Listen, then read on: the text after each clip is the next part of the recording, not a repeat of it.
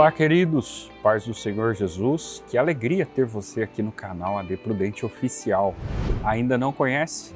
Não se inscreveu? Se inscreva, curta, compartilhe, ative o sininho das notificações para que você seja avisado cada vídeo novo que adentrar esta plataforma.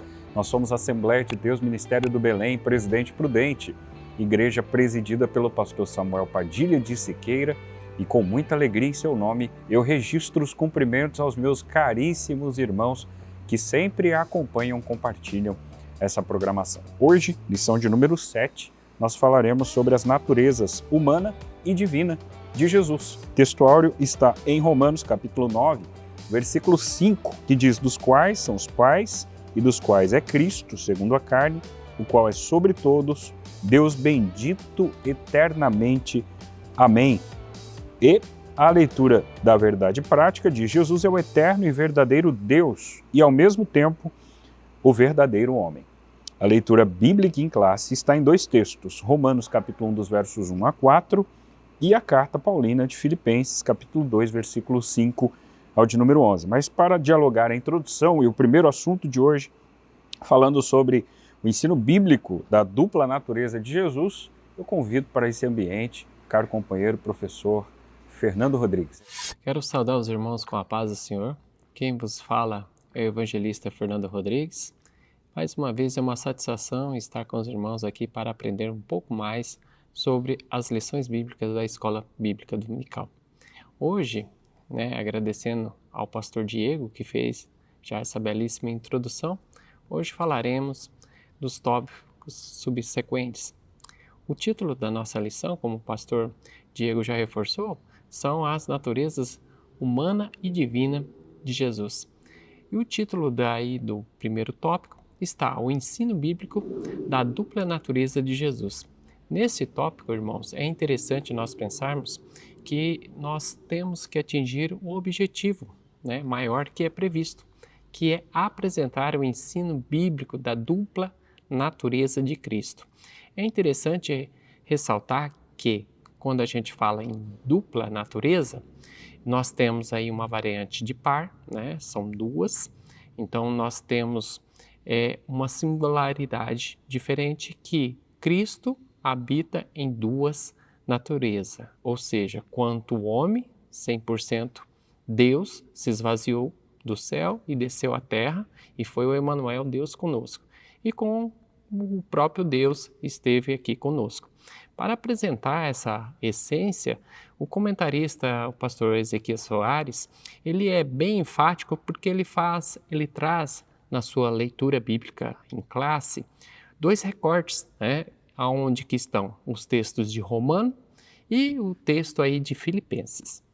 E aí eu quero chamar a atenção para os irmãos nesse primeiro tópico para a gente elucidar esse primeiro objetivo, que ele traz acerca do versículo 3 dessa leitura bíblica em classe. Ele traz assim, acerca do seu filho, que nasceu da descendência de Davi, segundo a carne. Olha só, quando o pastor Ezequias, ele procede assim, trazendo, ele está apontando o nosso estudo aqui da revista para que nós olhemos ali para outros textos, como a genealogia de Mateus, que é expressa ali em Jesus, onde que ele tem o desenrolar da genealogia humana de Jesus, refletindo que Jesus foi 100% homem. E também, lá também no capítulo 3 de Lucas. Então, quando ele traz, nesse primeiro excerto desse texto, onde que nós temos aí o versículo 3, ele mostra que segundo a carne é da descendência de Davi. Mas também no versículo 4, quero chamar a atenção dos irmãos dessa leitura bíblica, ele diz o seguinte lá, em Romanos, capítulo 1, versículo 4, onde que diz assim: declarado Filho de Deus em poder, segundo o Espírito e de santificação, pela ressurreição dos mortos, Jesus Cristo, nosso Senhor. Então, essa leitura abordada aí, primeiramente em Romanos, depois em Filipenses, ela nos mostra que o Cristo encarnado foi 100% Deus e 100% homem. Aqui fica uma dica para os irmãos que são professores da escola bíblica dominical, revisitar as outras lições, aonde que nós podemos fazer uma sistematização. Por quê? A união de lições passadas da natureza humana e da natureza divina de Jesus. Veja aqui, o Senhor Jesus é declarado de Davi segundo a carne e filho de Deus em poder. Ou seja, uma só pessoa com duas naturezas, ou seja, com duas essências. Como já foi dito em lições passadas, um Deus triuno, um Deus que está no meio de nós e habita no meio de nós por meio do seu Santo Espírito. Pois bem, queridos, cá estamos de volta para tecer considerações do tópico 2, falando sobre as heresias contra o ensino bíblico da dupla natureza de Jesus. Princípio, quem foi Nestório? Bem, ele foi bispo de Constantinopla, e lembrando que Constantinopla é uma cidade que foi nomenclaturada dessa forma em homenagem a Constantino, que foi inclusive aquele entre os imperadores que se simpatizou com o cristianismo e deu politicamente abertura para que os cristãos comecem então a tomar notoriedade. Mas este, a saber Nestório, foi esse bispo dessa cidade aí no século V depois de Cristo e discordava do título dado a Maria, defendido por Cirilo de Alexandria, mãe de Deus, literalmente portadora de Deus. Ele sugeriu receptora de Deus, ou mãe de Cristo. Sim, Maria é mãe do Jesus humano, diz o texto, e não mãe de Deus, visto que Deus é eterno, diz o pastor Ezequias Soares. A expressão adotada por Cirilo era uma contradição em si mesma. Embora a posição de Nestório fosse bíblica e teologicamente correta, a popularidade do termo mãe de Deus impediu o êxito do termo e da explicação de Nestório. A preocupação dele era menos com a mariolatria e mais com as ideias do arianismo. Bem, lamentavelmente, como é sabido dos meus irmãos, hoje, depois de aproximadamente 1 milênio e meio, as pessoas ainda adotam esse aspecto da mariolatria e entendem Maria, dentro do romanismo, com especificidade, como mãe de Deus. Mas é óbvio que esse conceito, com muito respeito ao senhor que professa essa fé e nos assiste, ela não é bíblica. Maria é sim mãe do Jesus humano, mas não do mãe do Jesus divino. Uma vez que, se crer na deidade, Cristo que se manifestou enquanto homem e Deus, você vai se recordar que em um determinado momento Cristo olha para Maria e diz mulher. E isso não foi um desrespeito, pelo contrário, que a sua ação naquele momento era uma ação divinal e ele entendia qual era o seu cenário. Bem, no segundo momento nós temos os desdobramentos de Nestório, a saber o nestorianismo. Nestório defendia a formulação dos pais nicenos, a divindade de Cristo, a humanidade definida no credo niceno constantinopolitano, em 381. Segundo o pensamento nestoriano, as duas naturezas de Cristo, humana e divina, eram duas pessoas, e essa acusação contra ele. Nestoriana era a comparação do marido e mulher serem uma só carne. Essa alegada afirmação nestoriana foi considerada heresia pelo concílio de Éfeso. Ele foi condenado por esse concílio que o declarou herege e o imperador o exilou. Obviamente que por conta desse cenário que acabamos de comentar. Embora Cristo estivesse na sua natureza humana e divina, isso não fazia dele duas pessoas, era uma única pessoa com essa característica divina e humana intrínsecas à sua natureza. Por fim, nós temos o monofisismo. Essas expressões, embora fujam do nosso vocabulário, são necessárias de serem elencadas aqui. A primeira delas, o termo vem de duas palavras gregas, monos, que significa único, e physis, natureza. Seu principal expoente foi Eutico, também conhecido como Eutique. Essa doutrina afirma que as duas naturezas de Cristo são fundidas em uma só natureza, amalgamada. O sentido de amalgamar, não o de unir, não se trata de união, mas mistura, fusão. Assim, seria uma só natureza híbrida, nem totalmente Deus, nem homem. Essa doutrina foi condenada no Concílio de Calcedônia, em 451. E aí nós temos algumas ilustrações, mas, antes delas, a resposta bíblica é que, segundo a Bíblia, o Senhor Jesus é perfeito quanto à divindade e perfeito quanto à humanidade. Isso também precisa ser considerado. Eu encerro a minha participação deixando evidente aos meus irmãos o que foi concebido no Concílio de Calcedônia. Essa formulação teológica fala das duas naturezas de Cristo em uma só pessoa. As propriedades de cada natureza permanecem intactas, concorrendo para formar uma só pessoa e subsistência, não dividido ou separado em duas pessoas, mas um só e mesmo Filho unigênito, Deus Verbo, Jesus Cristo, o Senhor. Essa é a declaração bíblica, autenticada e sustentada pelas Escrituras. Diz o autor, a união dessas duas naturezas é permanente como resultado da encarnação. O documento é uma interpretação que precisa das Escrituras para sua evidente fundamentação. Em continuidade, irmãos, o objetivo do tópico 3 é identificar o perigo dessas heresias hoje. É interessante aqui, quando nós pensamos neste objetivo, que o verbo identificar quer dizer aquele que busca encontrar algo.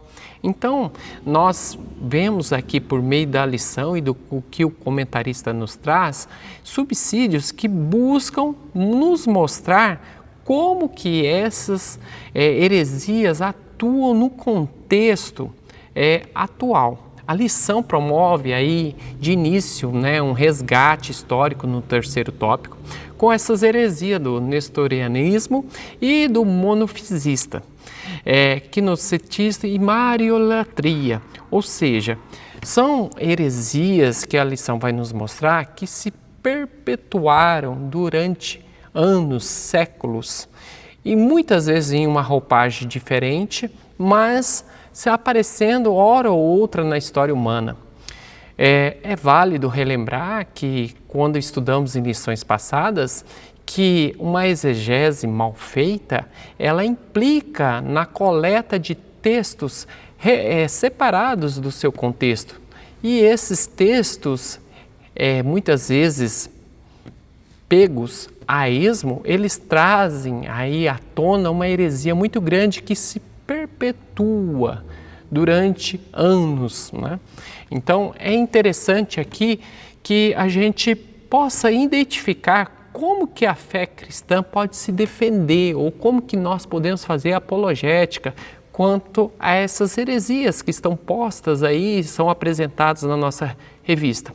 Eu trago aqui 6 elementos que você e eu podemos fazer para ser um bom apologeta ou ter uma defesa da fé centrada na pessoa de Cristo. Primeiro, a autoridade das Escrituras, como Martinho Lutero apregoou lá na Reforma Protestante, sola Scriptura, ou seja, só pela Escritura, só pela palavra, a inerrante palavra de Deus, primeiro tempo. E a segundo, triangulação entre os fatos que acontece, a razão e a lógica. A Bíblia não erra. A apresentação de vários contextos ligados à histórica, à lógica e tudo aquilo que foi construído e perpetuado humanamente, ela apresenta uma conexão com a obra e sacrifício da cruz do Calvário. Terceiro, uma evidência histórica, ou seja, a Bíblia nos mostra por evidências de historicidade e também de ramos da arqueologia que todos os fatos apresentados coadunam em razão e lógica e com aquilo que é a expressão espiritual. Quarto, experiência pessoal e testemunho. Uma boa exegese, uma boa apologética, ela traz aquilo que é a conversão, o arrependimento por meio da palavra. E 5, cosmovisão cristã, ou seja, como foi já dito, esses vários relatos, os vários textos, eles estão aglutinados entre si para nos mostrar a obra que estava feita desde a fundação dos séculos. Ou seja, Jesus Cristo tem o seu sacrifício preparado para nós desde a fundação dos séculos. Ou seja, a sua morte, ressurreição, valida o processo de adoção do homem que estava perdido. E o último, engajamento cultural e filosófico, ou seja, quando a gente olha para as Escrituras e vê todo aquilo que foi a história humana, Pegamos ali, por exemplo, a galeria dos heróis da fé e nós vemos que homens e mulheres, como que a própria Bíblia diz, que este mundo não era digno, se engajaram numa obra e nos trouxeram a palavra até hoje. Veja, irmãos, vários passaram, muitas filosofias, muitos teóricos passaram, mas o nome de Jesus continua até hoje. Então, esse engajamento não é visto em nenhum outro ramo. Só Cristo consegue unir a sua igreja, porque Ele é o cabeça da igreja. Veja que as heresias a respeito da dupla natureza de Jesus trazem implicações para a conservação da nossa fé em Cristo e a sua perfeita revelação. Então, nós temos que ficar bem alertas, vigiando e orando em todo o tempo, pois sabemos que a nossa redenção está breve, né? Próximo Cristo vem nos buscar a igreja. Bem, queridos, finalmente eu faço questão de destacar com vocês aquilo que de fato nos interessa.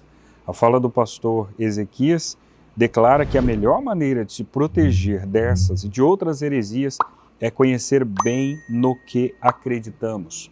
Os ensinos oficiais de nossa igreja, seus respectivos fundamentos bíblicos, isso serve como nosso referencial quando nos deparamos com doutrinas inadequadas. Então, se você quiser ter amparo para acreditar nisso ou naquilo, não se fundamente em autores, porque os autores são humanos e as suas escrituras, os seus escritos, os seus livros não são inspirados. Se fundamente na Bíblia, tenha bons recursos, que maneje bem a palavra de Deus, seja comentário, seja um dicionário, seja algum aprofundamento exegético, para que a extração seja sadia e por meio do seu estudo o nome de Jesus seja glorificado. Apenas ratifico, o Cristo nessa lição é apresentado como homem perfeito e como Deus perfeito. Essa substância converge em uma única personalidade. O Cristo foi um ser diferente, que se humanizou, que se fez servo, que se humilhou até a cruz. Mas, depois de tudo isso, o Senhor elevou o seu nome acima de todo nome e espera-se que diante dele todo joelho se dobre nos céus, na terra, debaixo da terra e toda língua confesse que Jesus Cristo é o Senhor. Eu deixo aqui a minha saudação a você, irmão e irmã que participou conosco dessa programação. Faço votos, querendo Deus, que possamos nos encontrar no próximo programa. Deus te abençoe.